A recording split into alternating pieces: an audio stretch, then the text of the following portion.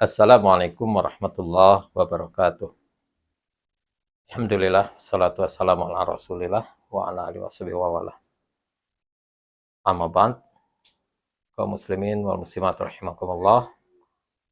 Alhamdulillah, kita memasuki bulan Ramadan yang tentu sudah kita tahu bahwa di bulan Ramadan ini Allah telah mewajibkan kepada kita untuk berpuasa sebagaimana disebutkan di dalam surat Al-Baqarah ayat 183.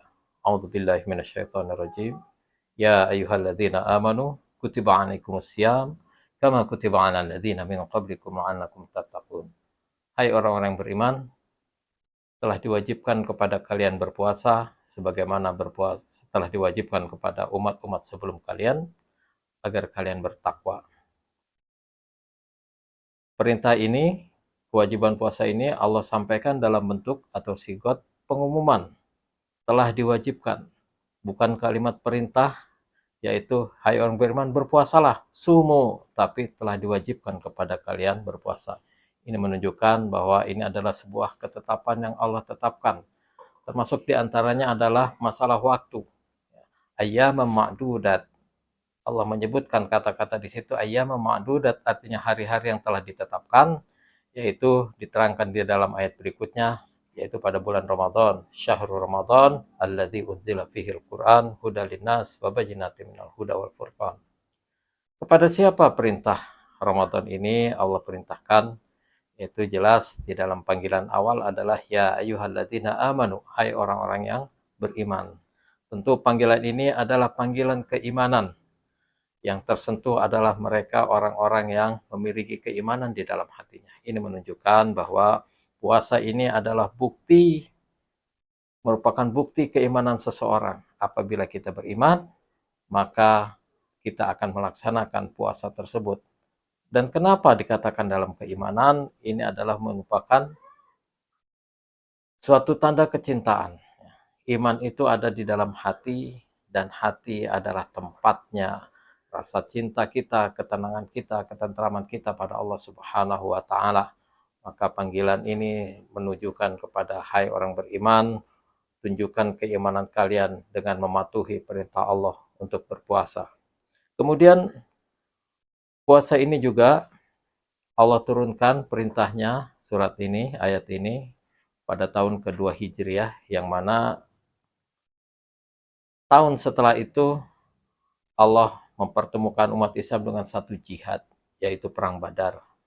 Maka bisa dikatakan pula bahwa puasa ini adalah merupakan satu persiapan jihad, satu persiapan kesungguhan di dalam berjuang di jalan Allah Subhanahu wa Ta'ala. Maka puasa ini pun merupakan jihad melawan hawa nafsu pribadi kita, agar kita mampu mengendalikan hawa nafsu kita. Jadi setelah kita mendapatkan perintah untuk berpuasa, maka kita menyadari bahwa syariat puasa ini adalah pertama wujud dari keimanan, dan kedua adalah wujud dari persiapan kita untuk melaksanakan perjuangan kehidupan kita berjihad di jalan Allah Subhanahu wa Ta'ala.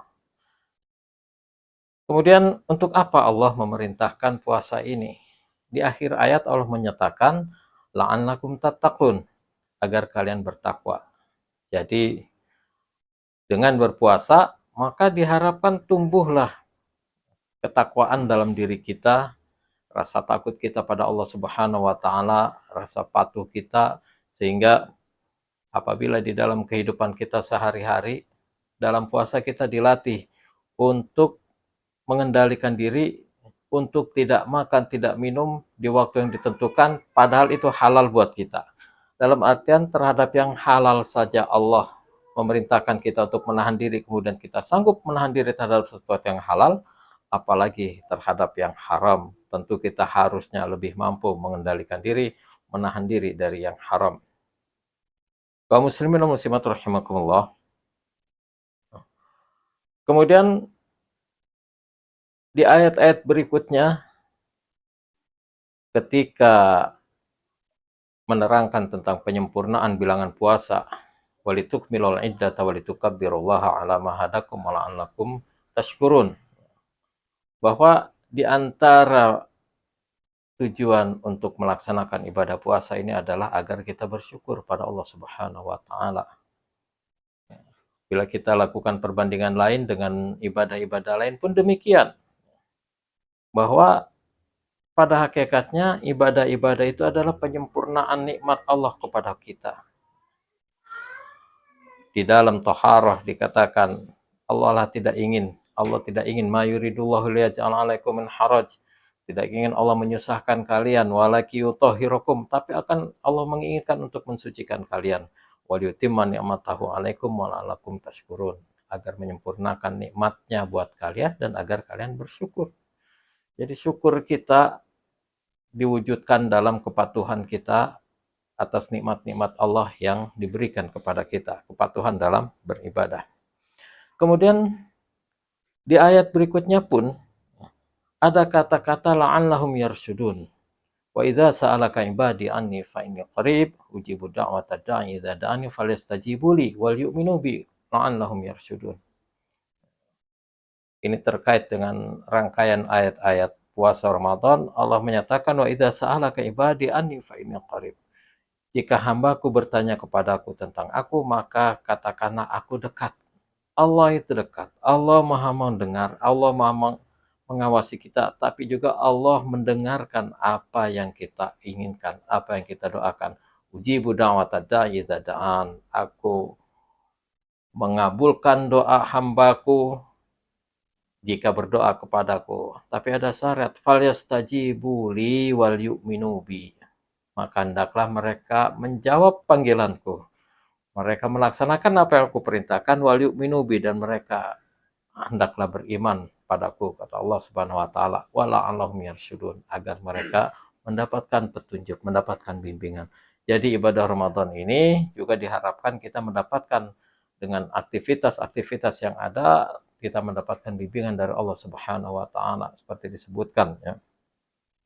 Man shoma ramadhana imanan wa ihtisaban ghufira lahu ma taqaddama min dzambih. Barang siapa yang berpuasa di dalam bulan Ramadan dengan penuh keimanan dan ihtisab, penuh mengharapkan ganjaran dari Allah Subhanahu wa taala, maka ghufira lahu ma taqaddama min dzambih. Allah akan ampuni baginya apa-apa dosa yang telah lalu. Kaum muslimin wal muslimat rahimakumullah. Demikian sekilas tentang makna dibalik perintah Allah atas puasa di bulan Ramadan ini kepada kaum mukminin, kepada umat Islam, kepada kita, ini adalah sebuah nikmat yang besar dari Allah Subhanahu wa taala, bahwa Allah memberikan satu karunia yang bernama ibadah puasa. Maka bila kita jalani akan kita rasakan nikmat-nikmatnya berpuasa itu.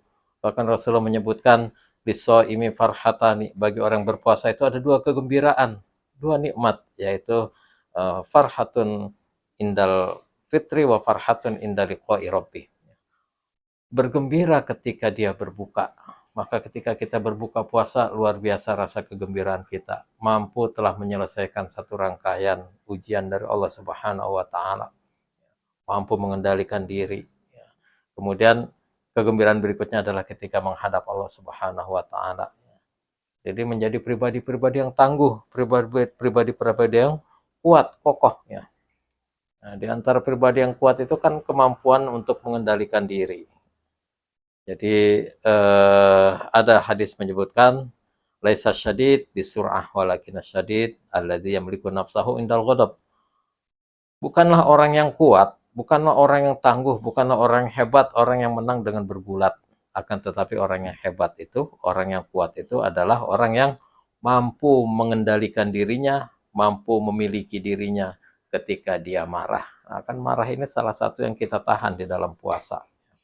Ketika ada orang yang berpuasa, kemudian orang lain mengajak berkelahi, katakan, inni shaim, aku sedang berpuasa. Jadi gitu, kira-kira mudah-mudahan dengan ibadah puasa ini, ya, yang sesuai dengan syariat Islam, di mana kita mampu mencegah diri, menahan diri dari segala sesuatu yang membatalkan puasa, mulai dari dari fajar, ya, dari terbit fajar sampai dengan terbenam matahari, diharapkan menjadi pribadi-pribadi yang mampu untuk mengendalikan diri, menjadi hamba-hamba yang mampu untuk meningkatkan kualitas dirinya di hadapan Allah Subhanahu wa taala. Usikum wa nafsi bitaqwallah wal afwa minkum. Wassalamualaikum warahmatullahi wabarakatuh.